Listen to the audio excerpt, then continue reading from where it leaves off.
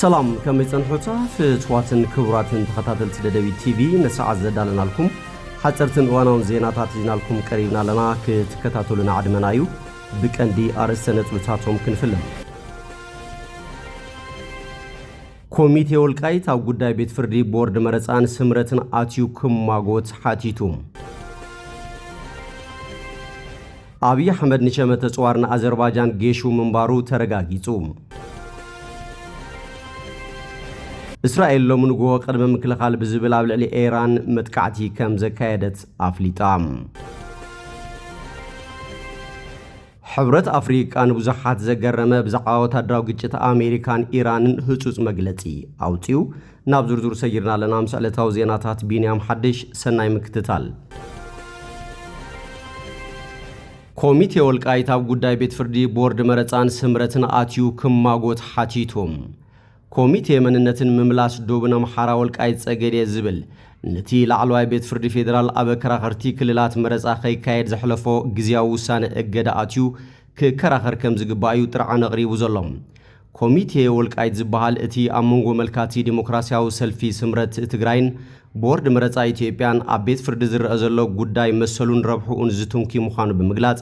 أبتو قداي آتيو كم ماغوت بتابقوا بيلو نلعلواي بيت فردي فيدرال كم زحاتة ايو آفليتوم بمسارة زي اتبيت فردي نتو قداي رئيو نعسران حموشن لكاتي تكلتاشن عسر شومنتن آمة مرت وسانة كب كامزو السنم مزو قداي كربزل لوم منشتات قليتوم بورد مرت ايتيبيا آبتن كاب كل لمحارا حتو يقبا اني زل على اللنيلو زقالتن ناي تقراي بوتاتات كاب قزياو محدار تقراي وصايا كوينن بغتان بايتو وكل تزبي مرت اخا كايدام بسوني عسر شلكاتي تكلتاشن عسر شومنتن آمة مرت موسانو يذكر نزي سعيبو جيتاچو ردا زمرحو سلفي سمرتن ترعان دحر مقرابو لعلواي بيت فرد فيدرال بحاموس عسر شعات لكاتيت توسانة تأجيدو خصن حوسينوم صانيحو دما كوميتي مننتن مملاس دوبنا محارا والقايت ساقدي زبحال كابتوم نبايتو وكل تزوي مسل مدماتن ممراتن استوهابن كللات مرتام حمران عدرمتن كاب تقراي وطين عبتحت زوبا والقايت ساقدي زوبا ستيت برئسن كمز محادرا ايقاليتوم اتي كوميتي والقايت بزقربو طرعان اتي ببيت فردي نخسي سلفي سمرت مسرت غيرز توهابو وسان اقدا تقيسو عبزي تساتفنا لهم موجود زوهاب وسانم نتي بحق منجز فيدرال عنك 30 شومنتن استغمته ناي مدماتن ممراتن مسلنا زغهسي كبليو غليصوم سلازي ابتي امونغو سلفي سمرتن هاغاراو بورن مرصان ابزولو كركر بيت فرد اتيو خكراخر فقدليو بدفرت حاتيتوم أبزن حموش تخليلات مرتس أزركبو دمستي نحوصيات بايت وكل تزبي دمصوم كم زهبون نمرتس أبيت مخرج كل البزملكت جن عبتي كباب تازلو مسحاب بمسارة حقة منقستاو وسانة مستفتح كم زكايد بيت مخرج فيدريشن أفليتو كبليو بورد مرتس أزغلز نزي سعيبو بسوم آيتاقيتاتشو نابيت فرد بزقربة كس مسارة ستوهاو وسانة اقدا بيت فردي أما خارق أداما مينسترا قديات مبرا أفريكا جيتاتشو ردا أما حبراو ميديا زرقيحو نزب حبيريوم بهراو بورد مرصا إثيوبيا أمونغو خليلات محاران تقراين ككات عزيزان حموش تكليلات مرصا بزملكت كابيت مخر فيدريشن وسانة تقبيل اللخو بمبال بوقع دحرم حبارو عقلتي أنكلات زنكساوس بوليتيكانياتاتن بوليتيكاو سلفتاتن تقاومو كسمعو ترائيو مالو غزياو محدار تقراي هزباويان حارنت تقراي ديمقراسياو سلف سمرت تقراين كالوتاب تقراي زنكساوس ودبات بوليتيكان نتوسانة خقاومو انكلو بوليتيكاو دبات كل محارا دما نتوسانة بوسن ملكعو دقفو ماسمعهم عب تقراي نزو سانة زبمقوام تمال عربي أملا كتماتات تقراي زس دمم سفي حزباو تقاومو خكايد موعالو زفلتيوم عبتهم سلفتات بركز بولو جرحوتاتن مدرتاتن كمستسمعو عبناي تمال زينانا كمز حبرنا لكم زفلتيوم قداي لألاونة مريد تقراي ببيت فرد زوسن قداي زي مخانو دما حزب تقراي بحاد دمتي تقاومو أقالحيوم أبي أحمد نشامة صوارنا أزربايجان جيشو منبارو ترقاقيتهم أبي أحمد كدم حجي كاب أزربايجان بتداقامي أصوار الشمت كم زنبرة خقلت أنحيهم كدم حد عامت واننوتنا إثيوبيا زنبرة كاب أزربايجان حيالو كبر تصوار بسلسة مراقب تسعينو بإرترا قيح بحرك حلف كله بمنقسي إرترا كم ستحازون إنا تقلت أمسن حزف اللاتيوم توم كابتينات نايتن مراقب دما بمرددا كم استفتحو يذكر بزز حرق أبي أحمد نكولاي بحبرة أفريقيا أتواري ملسولي زبل محتنتا نابسة بسلطان إرترا كوانت الأخ ነዲኻ ማይውረደላ ዝብል ምላሽ ተዋሂብዎ ከም ዝነበረ ገለ ፍልፍላት ይገልጹ። ሕጂ ዝተገበረ ጉዕዞ አብይ አሕመድ ናብ አዘርባይጃን አጽዋር ንምርካብ ምዃኑ እውን አረጋጊጾም እቲ ዝርከቡ አጽዋር ብዕድጊ ይኹን ብልማኖ ዝፍለጥ ነገር የለን። ኢትዮጵያ ኣብዚ እዋን እዚ ልዑል ዝኾነ ሕጽረት አጽዋር ገጢምዋ ምህላው ድማ ይግለጽ ኣሎ። ሃገር አዘርባይጃን ካብ አሜሪካን ሕቡራት መንግስታትን ማዕቀብ ዝተገበረላ ሃገር እንትትከውን ንብርክት ዝበሉ ዓመታት ብመልክዕ ኮንትሮባንድ ንኢትዮጵያ ሓዊሱ ንብርክት ዝበሉ ሃገራት አጽዋር ኩናት እናሸጠት ጸኒሓ እያ። ናይዚ ቀንዲ መሳሰይት ድማ ኣብ ቀረባ እዋን ናብ አዲስ አበባ መጽያ ዝነበረት ጓል ፕሬዝዳንት ኢልሃም አሊየቭ ምዃና ተገሊጹሎም። እስራኤል ሎሚ ንግሆ ቅድመ ምክልኻል ብዝብል ኣብ ልዕሊ ኢራን መጥቃዕቲ ከም ዘካየደት ኣፍሊጣ። ሚኒስትሪ ምክልኻል እስራኤል ካትዝ ኣብ ልዕሊ ኢራን መጥቃዕቲ ከም ዘካየዱ ብምግላጽ ኢራን ክትወስዶ እትኽእል ናይ ሕነ ምፍዳይ መጥቃዕቲ ኣብ ግምት ብምእታው ኣብ ሙሉእ እስራኤል ኣዋጅ ህጹጽ እዋን ኣመሓላሊፎም። ሓይልታት ምክልኻል እስራኤል IDF ኣብ ትዊተር ኣካውንት ኤክስ ኣብ ዘውፅኦ መግለጺ ብመንጽር ህሉ ኩነታት ካብ ሎሚ ቀዳም ሰዓት 2 ቅድሚ ቀትሪ ጀሚሩ ኣብ መምርሕታት ጸጥታት ሃገር ህጹጽ ለውጢ ክግበር ተወሲኑ ከም ዘሎ ኣፍሊጡ። እቲ ለውጢ ንኹሉ ከባብታት ሃገር ካብ ሙሉእ ምንቅስቓስ ናብ ኣገዳሲ ምንቅስቓስ ዘሰጋግር እንትኸውን እቲ መምርሒ ካብ ኣገደስቲ ምንቅስቓሳት ወጻኢ ዝግበር ንጥፈታት ትምህርቲ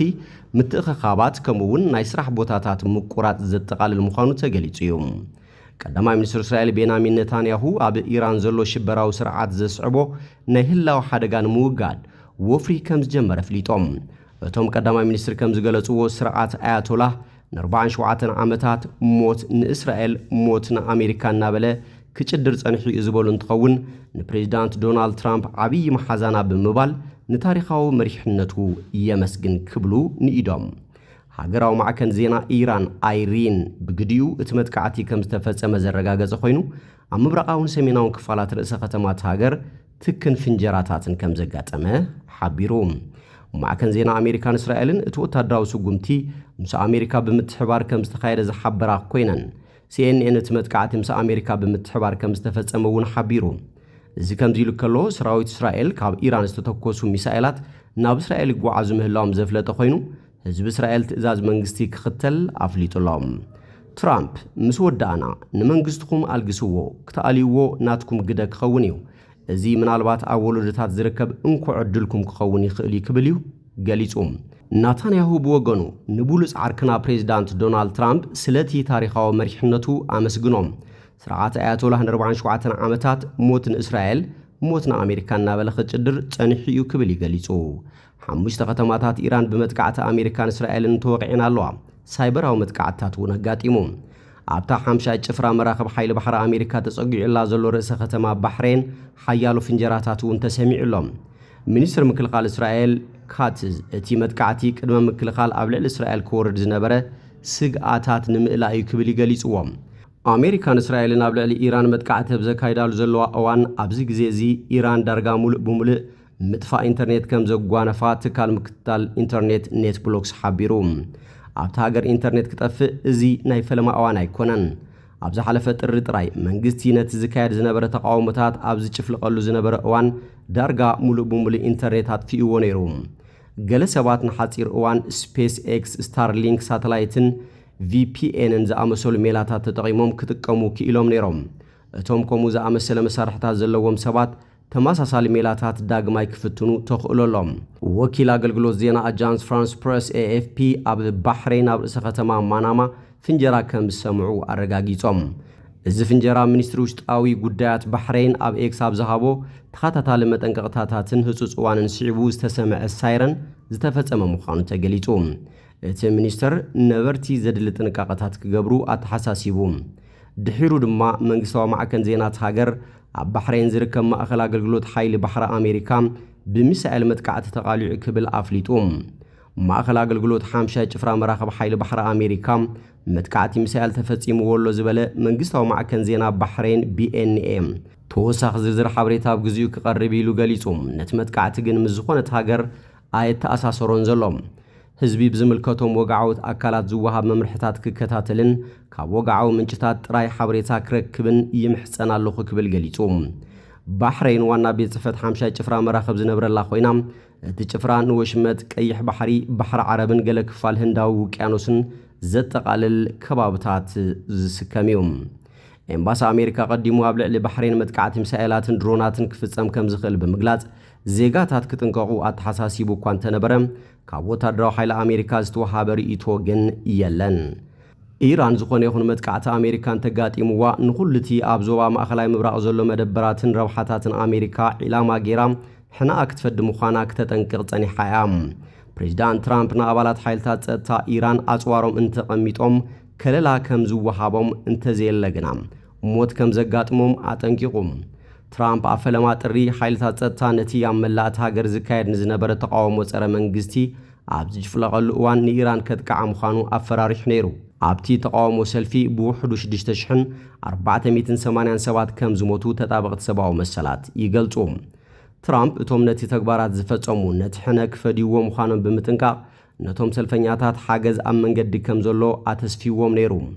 እንተኾነት ፕሬዚዳንት ድሕሪ መዓልታት እቲ ቅትለታት ደው ከም ዝበለም ካብ መንግስቲ መረጋገፂ ከም ዝተቐበለ ብምግላጽ ኣተኩርኡ ናብቲ ዘሰሓቦም ዝነበረ ጉዳይ ምምዕባል ኒኩለስ ኣዚሩ ኣሜሪካን እስራኤልን ብሓባር ኣብ ልዕሊ ኢራን ወታደራዊ መጥቃዕቲ ኣብ ዝኸፈታሉ ምስ መንግስቲ ኢራን ዝተኣሳሰራ ማዕከናት ዜናን መርበባት ሓበሬታን ዕላማ ሳይበራዊ መጥቃዕቲ ከም ዝኾና ቻናል ቴሌግራም ናይቲ ጽኑዕ መርገጽ ዘለዎ መርበብ ሃምሻህሪ ሓቢሩ እቲ ጸብጻብ ጎኒ እቲ ወታደራዊ ምዕባለ ሰፊሕ ማዕበል ስርሒታት ሳይበር ከም ዝተጀመረን ብርኪ ዝበሉ ዓበይቲ መርበባት ሓበሬታ ውሽጢ ዓዲ ምዝባዓን ወይ ስርሒታዊ ጸገማት ከም ዘጋጠመሙን ገሊጹ ብመሰረት እቲ ቻናል መንግስታውን ሓውሲ መንግስታውን መርበባት ሓበሬታ ተጠቂዖም ኣለዉ እዚ ማለት መንግስታዊ ማዕከን ዜና ኢርናን ሓዊሱ ወግዓዊ ማዕከን ዜና ኢስናን ካብቶም ብሳይበራዊ መጥቃዕቲ ዝተወቕዑ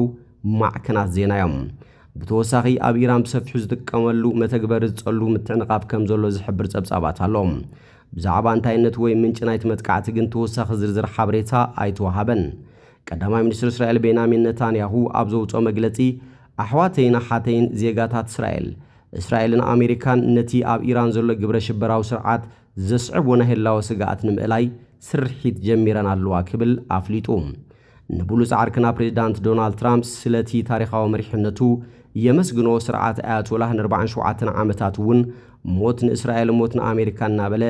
ክጭድር ጸኒሑ ክብል እዩ ኣፍሊጡ ደም ናፍሲሱ ሓያሎ ኣሜሪካውያን ቀቲሉ ናይ ገዛእ ርእሱ ህዝቡ ድማ ኣህሊቑ እዚ ቀታሊ ግብረ ሽበራዊ ስርዓት ንኹሉ ሰብኣውነት ኣብ ሓደጋ ክእቱ ዘኽእሎ ኒኩለሳዊ ኣጽዋር ክዓጥቕ የብሉን ብሓባር እንወስዶ ስጉምትና ነቲ ተባዕ ህዝቢ ኢራን ዕድሉ ኣብ ኢዱ ዝጭብጠሉ ኩነታት ክፈጥር እዩ ክብል እውን ገሊጹ ኩሎም ክፋላት ህዝቢ ኢራን ፋርሳውያን ኩርዳውያን ኣዘርያውያን ባልቺታውያን ኣሕዛውያን ኣርዑስ ምልኪ ደርቢዮም ናፃን ሰላማዊትን ኢራን ዘምጽሉ እዋን በፂሖሎ ኢሉ